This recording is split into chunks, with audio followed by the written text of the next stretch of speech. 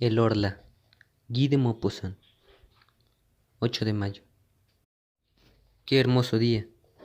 He pasado toda la mañana tendido sobre la hierba, delante de mi casa, bajo el enorme plátano que la cubre, la resguarda y le da sombra. Adoro esta región y me gusta vivir aquí porque he echado raíces aquí, esas raíces profundas y delicadas que unen al hombre con la tierra donde nacieron y murieron sus abuelos. Esas raíces que lo unen a lo que se piensa y a lo que se come, a las costumbres como a los alimentos, a los modismos regionales, a la forma de hablar de sus habitantes, a los perfumes de la tierra, de las aldeas y del aire mismo. Adoro la casa donde he crecido. Desde mis ventanas veo el Sena que corre detrás del camino, a lo largo de mi jardín, casi dentro de mi casa, el grande y ancho Sena, cubierto de barcos, en el tramo entre Rouen y el Havre. A lo lejos y a la izquierda está Rouen, la vasta ciudad de techos azules, con sus numerosas y agudas torres góticas, delicadas o macizas, dominadas por la flecha de hierro de su catedral y pobladas de campanas que tañen en el aire azul de la mañana, hermosas, enviándome su suave y lejano murmullo de hierro, su canto de bronce que me llega con mayor o menor intensidad según que la brisa aumente o disminuya. Qué hermosa mañana. A eso de las 11 pasó frente a mi ventana un largo convoy de navíos arrastrados por un remolcador grande como una mosca que jadeaba de fatiga, lanzando por su chimenea un humo espeso. Después pasaron 2 goletas inglesas, cuyas rojas banderas flameaban sobre el fondo del cielo, y un soberbio bergantín brasileño, blanco y admirablemente limpio y reluciente. Saludé su paso sin saber por qué, pues sentí placer al contemplarlo. 11 de mayo. Tengo algo de fiebre desde hace algunos días. Me siento dolorido o más bien triste. ¿De dónde vienen esas misteriosas influencias que transforman nuestro bienestar en desaliento y nuestra confianza en angustia? Se diría que el aire invisible está poblado de lo desconocido, de poderes cuya misteriosa proximidad experimentamos. ¿Por qué al despertarme siento una gran alegría y ganas de cantar, y luego, sorpresivamente, después de dar un corto paseo por la costa, regreso desolado, como si me esperase una desgracia en mi casa? Tal vez una ráfaga fría al rozarme la piel me ha alterado los nervios y ensombrecido el alma. ¿Acaso la forma de las nubes o el color tan variable del día o de las cosas me ha perturbado el pensamiento al pasar por mis ojos? ¿Quién puede saberlo? Todo lo que nos rodea, lo que vemos sin mirar, lo que rozamos inconscientemente, lo que tocamos sin palpar y lo que encontramos sin reparar en ello, tiene efectos rápidos, sorprendentes e inexplicables sobre nosotros, sobre nuestros órganos y, por tanto, sobre nuestros pensamientos y nuestro corazón. Cuán profundo es el misterio del invisible. No podemos explorarlo con nuestros mediocres sentidos, con nuestros ojos que no pueden percibir lo muy grande ni lo muy pequeño, lo muy próximo ni lo muy lejano, los habitantes de una estrella ni los de una gota de agua, con nuestros oídos que nos engañan, transformando las vibraciones del aire en ondas sonoras, como si fueran hadas que convirtieran milagrosamente el sonido en ese movimiento, y que mediante esa metamorfosis hacen surgir la música que transforma ese canto, la muda agitación de la naturaleza. Con nuestro olfato más débil que el del perro, con nuestro sentido del gusto, que apenas puede distinguir la edad de un vino, ¿cuántas otras cosas descubriríamos a nuestro alrededor si tuviéramos otros órganos que realizaran para nosotros otros milagros? 16 de mayo. Decididamente estoy enfermo. Y pensar que estaba también el mes pasado. Tengo fiebre. Una fiebre atroz, o mejor dicho, una nerviosidad febril que afecta por igual el alma y el cuerpo.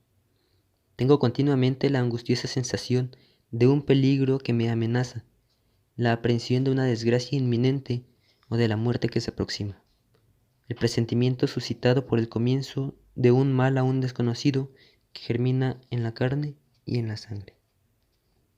18 de mayo. Acabo de consultar al médico, pues ya no podía dormir. Me ha encontrado el pulso acelerado, los ojos inflamados y los nervios alterados, pero ningún síntoma alarmante. Debo darme duchas y tomar bromuro de potasio. 25 de mayo. No siento ninguna mejoría. Mi estado es realmente extraño. Cuando se aproxima la noche, me invade una inexplicable inquietud, como si la noche ocultase una terrible amenaza para mí. Ceno rápidamente y luego trato de leer, pero no comprendo las palabras y apenas distingo las letras. Camino entonces de un extremo a otro de la sala, sintiendo la opresión de un temor confuso e irresistible, el temor de dormir y el temor de la cama. A las 10 subo a la habitación. En cuanto entro, doy 2 vueltas a la llave y corro los cerrojos. Tengo miedo. ¿De qué?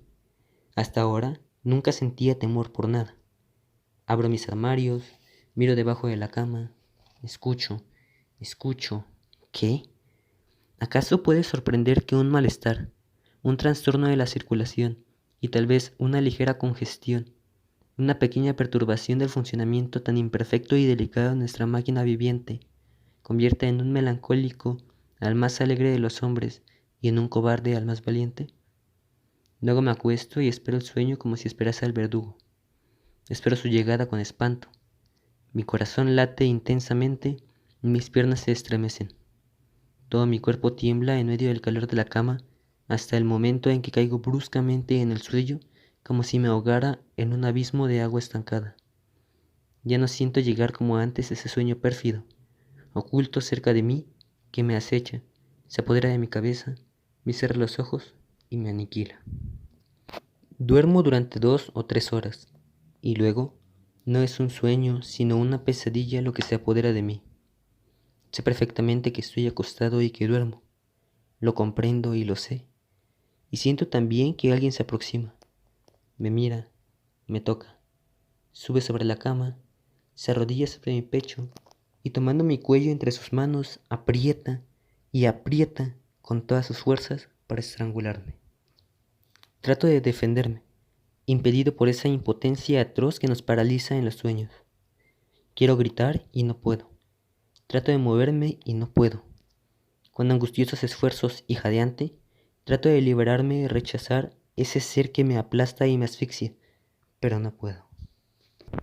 Y de pronto me despierto, enloquecido y cubierto de sudor. Enciendo una bujía.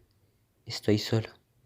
Después de esa crisis que se repite todas las noches, duermo por fin tranquilamente hasta el amanecer. 2 de junio. Mi estado se ha agravado.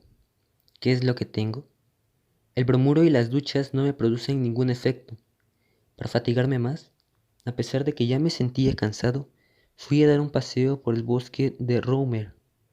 En un principio, me pareció que el aire suave, ligero y fresco, lleno de aromas de hierbas y hojas, vertía una sangre nueva en mis venas y nuevas energías en mi corazón. Caminé por una gran avenida de casa y después por una estrecha alameda, entre 2 filas de árboles desmesuradamente altos que formaban un techo verde y espeso, casi negro, entre el cielo y yo. De pronto sentí un estremecimiento, no de frío, sino un extraño temblor angustioso. Apresuré el paso inquieto por hallarme solo en ese bosque, atemorizado sin razón por el profundo silencio. De improviso, me pareció que me seguían, que alguien marchaba detrás de mí, muy cerca, casi pisándome los talones. Me volví hacia atrás con brusquedad. Estaba solo. Únicamente vi detrás de mí el resto y amplio sendero, vacío, alto, pavorosamente vacío. Y del otro lado se extendía también hasta perderse de vista, de modo igualmente solitario y atemorizante. Cerré los ojos. ¿Por qué? Y me puse a girar sobre un pie como un trompo. Estuve a punto de caer. Abrí los ojos. Los árboles bailaban. La tierra flotaba. Tuve que sentarme. Después, ya no supe por dónde había llegado hasta allí. Qué extraño. Ya no recordaba nada. Tomé hacia la derecha y llegué a la avenida que me había llevado al centro del bosque. 3 de junio. He pasado una noche horrible. Voy a irme de aquí por algunas semanas. Un viaje breve, sin duda, me tranquilizará. 2 de julio. Regreso restablecido. El viaje ha sido delicioso. Visité el monte Saint-Michel que no conocí. Qué hermosa visión se tiene al llegar a la Branches, como llegué yo al caer la tarde. La ciudad se halla sobre una colina. Cuando me llevaron al jardín botánico, situado en un extremo de la población, no pude evitar un grito de admiración. Una extensa bahía se extendía ante mis ojos hasta el horizonte, entre dos costas lejanas que se esfumaban en medio de la bruma, y en el centro de esa inmensa bahía, bajo un dorado cielo despejado, se elevaba un monte extraño, sombrío y puntiagudo en las arenas de la playa. El sol acababa de ocultarse, y en el horizonte aún rojizo se recortaba el perfil de ese fantástico acantilado que lleva en su cima un fantástico monumento. Al amanecer me dirigí hacia allí. El mar estaba bajo como la tarde anterior, y a medida que me acercaba veía elevarse gradualmente a la sorprendente abadía. Luego de varias horas de marcha, llegué al enorme bloque de piedra, en cuya cima se halla la pequeña población dominada por la gran iglesia. Después de subir por la calle estrecha y empinada, penetré en la más admirable morada gótica construida por Dios en la tierra, vasta como una ciudad, con numerosos recintos de techo bajo, como aplastados por bóvedas, y galerías superiores sostenidas por frágiles columnas. Entré en esa gigantesca joya de granito, ligera como un encaje, cubierta de torres, de esbeltos torreones, a los cuales se sube por intrincadas escaleras que destacan en el cielo azul del día y negro de la noche. Sus extrañas cúpulas erizadas de quimeras, diablos, animales fantásticos y flores monstruosas, unidas entre sí por finos arcos labrados. Cuando llegué a la cumbre, dije al monje que me acompañaba: «Qué bien se debe estar aquí, padre». «Es un lugar muy ventoso, señor», me respondió. Nos pusimos a conversar mientras mirábamos subir el mar, que avanzaba sobre la playa y parecía cubrirla con una coraza de acero. El monje me refirió historias, todas las viejas historias del lugar, leyendas, muchas leyendas. Una de ellas me impresionó mucho. Los nacidos en el monte aseguran que de noche se oyen voces en la playa y después se perciben los balidos de dos cabras, una de voz fuerte y otra de voz débil. Los incrédulos afirman que son los graznidos de las aves marinas que asemejan a balidos o a quejas humanas, pero los pescadores rezagados juran haber encontrado merodeando por las dunas, entre dos mareas y alrededor de la pequeña población tan alejada del mundo, a un viejo pastor cuya cabeza nunca pudieron ver por llevarla cubierta con su capa, y delante de él marchan un macho cabrío con rostro de hombre y una cabra con rostro de mujer. Ambos tienen largos cabellos blancos y hablan sin cesar. Discuten en una lengua desconocida, interrumpiéndose de pronto para bailar con todas sus fuerzas. ¿Cree usted en eso?, pregunté al monje. No sé, me contestó. Yo proseguí. Si existieran en la tierra otros seres diferentes a nosotros, los conoceríamos desde hace mucho tiempo. ¿Cómo es posible que no los hayamos visto usted ni yo? ¿Acaso vemos?, me respondió. Una 100.000ª parte de lo que existe. Observe, por ejemplo, el viento, que es la fuerza más poderosa de la naturaleza. El viento que derriba hombres y edificios, que arranca de cuajo los árboles y levanta montañas de agua en el mar, que destruye los acantilados y que arroja contra ellos a las grandes naves. El viento que mata, silba, gime y ruge. ¿Acaso lo ha visto alguna vez? ¿Acaso lo puede ver? Sin embargo, existe. Ante este sencillo razonamiento opté por callarme. Este hombre podía ser un sabio o tal vez un tonto. No podía afirmarlo con certeza, pero me llamé a silencio. Con mucha frecuencia había pensado en lo que me dijo. 3 de julio. Dormí mal. Evidentemente hay una influencia febril, pues mi cochero sufre del mismo mal que yo. Ayer, al regresar, observé su extraña palidez. Le pregunté: ¿qué tiene, Jean? Ya no puedo descansar. Mis noches desgastan mis días. Desde la partida del señor parece que padezco una especie de hechizo. Los demás criados están bien, pero temo que me vuelvan las crisis. 4 de julio. Decididamente las crisis vuelven a empezar. Vuelvo a tener las mismas pesadillas. Anoche sentí que alguien se inclinaba sobre mí y con su boca sobre la mía bebía mi vida. Sí, la bebía con la misma avidez que una sanguijuela. Luego se incorporó saciado y yo me desperté tan extenuado y aniquilado que apenas pude moverme. Si eso se prolonga durante algunos días, volveré a ausentarme. 5 de julio. ¿He perdido la razón? Lo que pasó, lo que vi anoche, es tan extraño que cuando pienso en ello pierdo la cabeza. Había cerrado la puerta con llave, como todas las noches, y luego sentí sed. Bebí medio vaso de agua y observé distraídamente que la botella estaba llena. Me acosté enseguida y caí en uno de mis espantosos sueños, del cual pude salir cerca de 2 horas después con una sacudida más horrible aún. Imagínense ustedes un hombre que es asesinado mientras duerme, que despierta con un cuchillo clavado en el pecho, jadeante y cubierto de sangre, que no puede respirar y que muere sin comprender lo que ha sucedido. Después de recobrar la razón, sentí nuevamente sed. Encendí una bujía y me dirigí hacia la mesa donde había dejado la botella. La levanté inclinándola sobre el vaso, pero no había una gota de agua. Estaba vacía, completamente vacía. Al principio no comprendí nada, pero de pronto sentí una emoción tan atroz que tuve que sentarme, o mejor dicho, me desplomé sobre una silla. Luego me incorporé de un salto para mirar a mi alrededor. Después volví a sentarme delante del cristal transparente, lleno de asombro y terror. Lo observaba con la mirada fija, tratando de imaginarme lo que había pasado. Mis manos temblaban. ¿Qué se había bebido el agua? Yo, sin duda. ¿Quién podía haber sido sino yo? Entonces, yo era sonámbulo y vivía sin saberlo.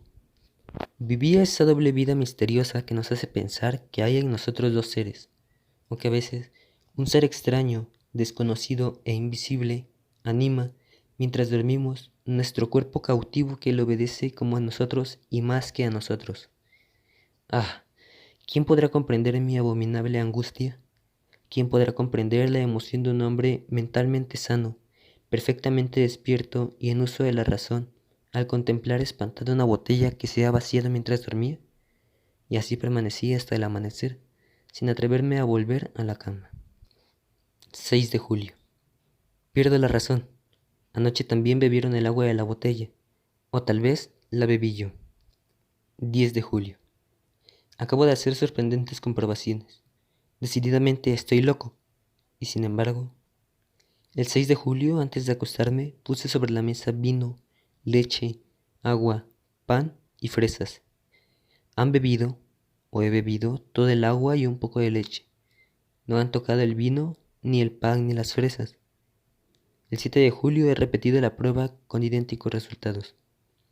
El 8 de julio suprimí el agua y la leche y no han tocado nada. Por último, el 9 de julio puse sobre la mesa solamente el agua y la leche, teniendo especial cuidado de envolver las botellas con lienzos de muselina blanca y de atar los tapones. Luego me froté con grafito los labios, la barba y las manos y me acosté.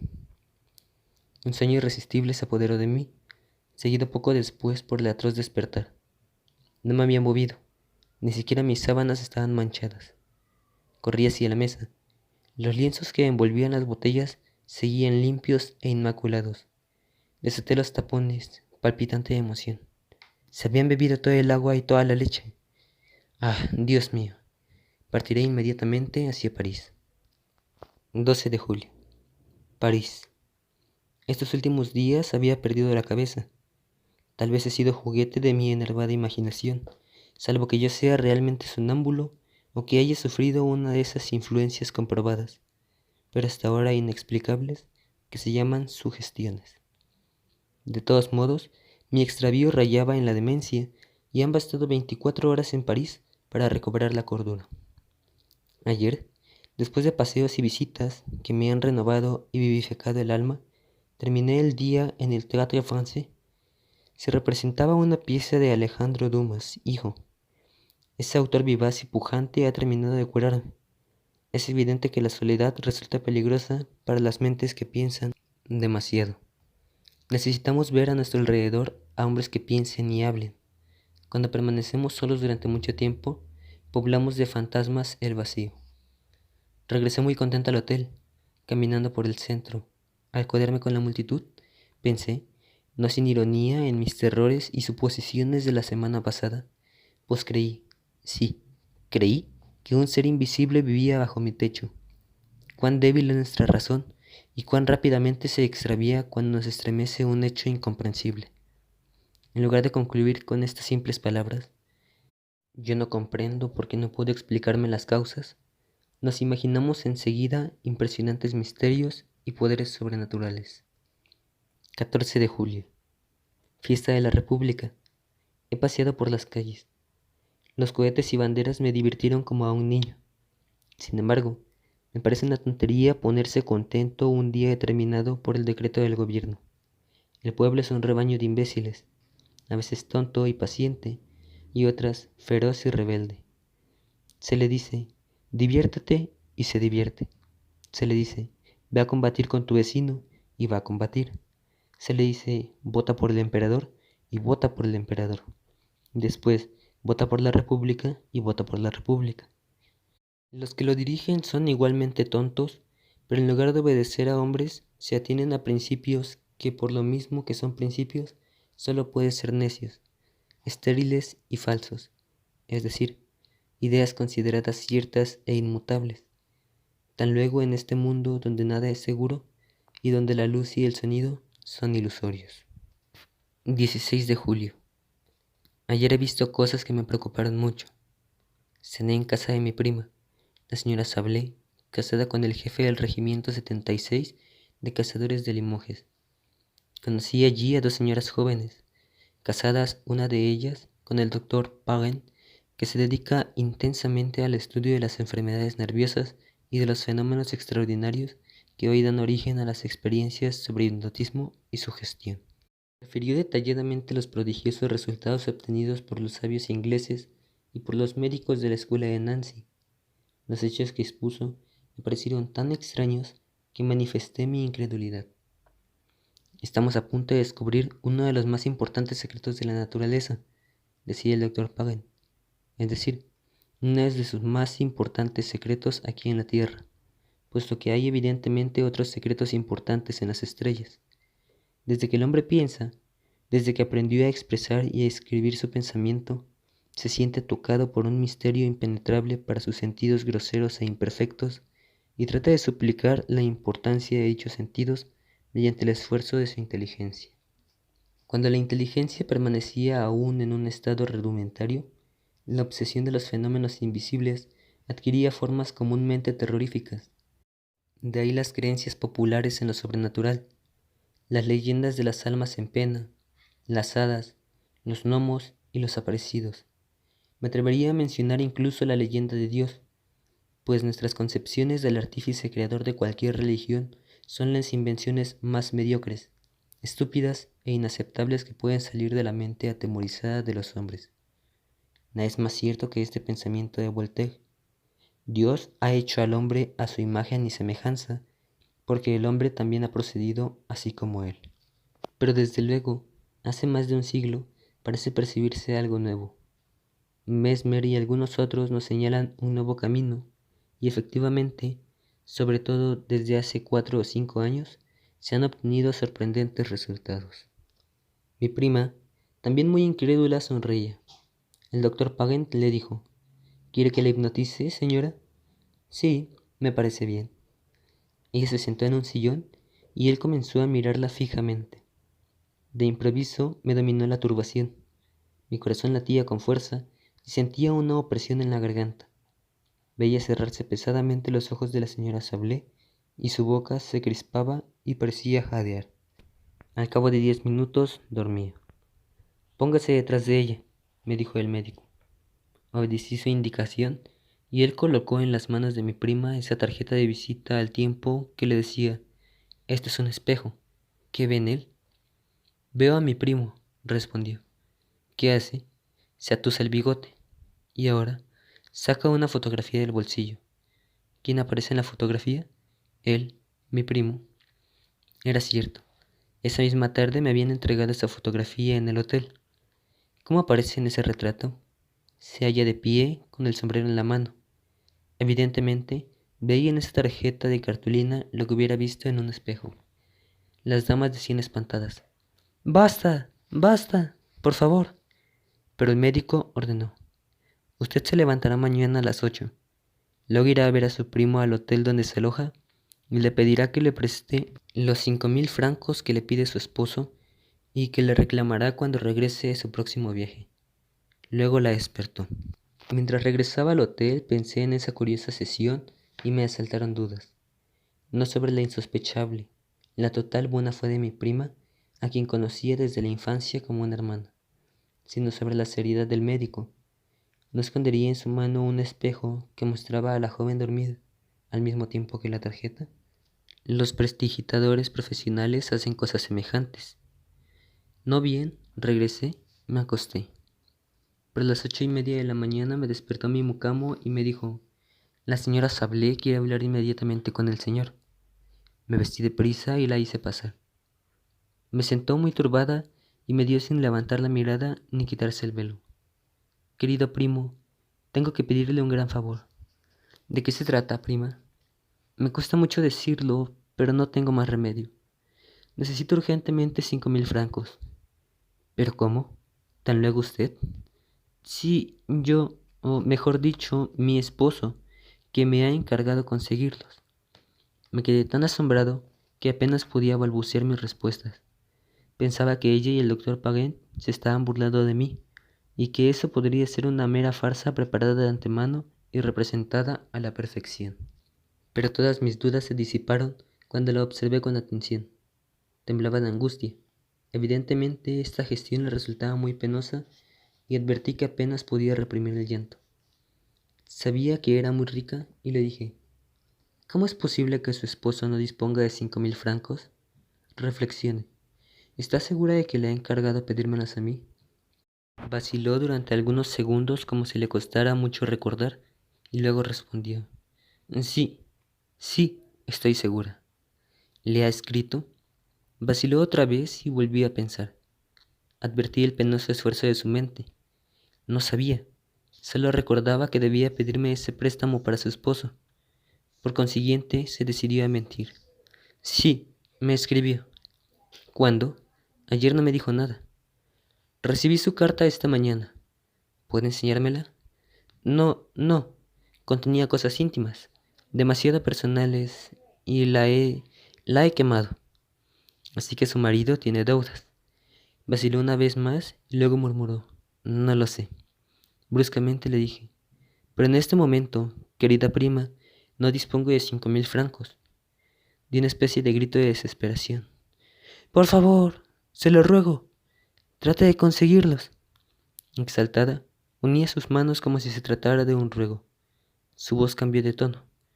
Lloraba diciendo cosas ininteligibles, molesta y dominada por la orden irresistible que había recibido. Le suplico, si supiera cómo sufro, los necesito para hoy. Sentí piedad por ella. Los tendrá de cualquier manera, se lo prometo. Oh, gracias, gracias. Qué bondadoso es usted. ¿Recuerda lo que pasó anoche en su casa? Le pregunté entonces. Sí. ¿Recuerda que el doctor Pagen le hipnotizó? Sí. Pues bien, fue él quien le ordenó venir a esta mañana a pedirme 5.000 francos, y en este momento usted obedece a su sugestión. Reflexionó durante algunos instantes y luego respondió: Pero es mi esposo quien me los pide. Durante una hora traté infructuosamente de convencerla. Cuando se fue, corrí a casa del doctor Pagen. Me dijo: ¿Se ha convencido ahora? Sí, no hay más remedio que creer.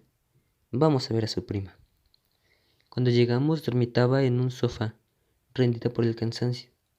El médico le tomó el pulso, la miró durante algún tiempo con una mano extendida hacia sus ojos, que la joven cerró debido al influjo irresistible del poder magnético. Cuando se durmió, el doctor Pagen le dijo: Su esposo no necesita los 5.000 francos. Por lo tanto, usted debe olvidar que ha rogado a su primo para que se los preste. Y si le habla de eso, usted no comprenderá. Luego le despertó. Entonces saqué mi billetera. Aquí tiene, querida prima, lo que me pidió esta mañana. Se mostró tan sorprendida que no me atreví a insistir. Traté, sin embargo, de refrescar su memoria, pero negó todo enfáticamente, creyendo que me burlaba, y poco faltó para que se enojase. Acabo de regresar. La experiencia me ha impresionado tanto que no he podido almorzar. 19 de julio. Muchas personas a quienes he referido esta aventura se han reído de mí. Ya no sé qué pensar. El sabio dijo, quizá. 21 de julio. Cené en Burgival y después estuve en el baile de los remeros. Decididamente, todo depende del lugar y del medio. Creer en lo sobrenatural en la isla de Grenouille sería el colmo del desatino. Pero, ¿no es así en la cima del monte Saint-Michel y en la India? Sufrimos la influencia de lo que nos rodea. Regresaré a casa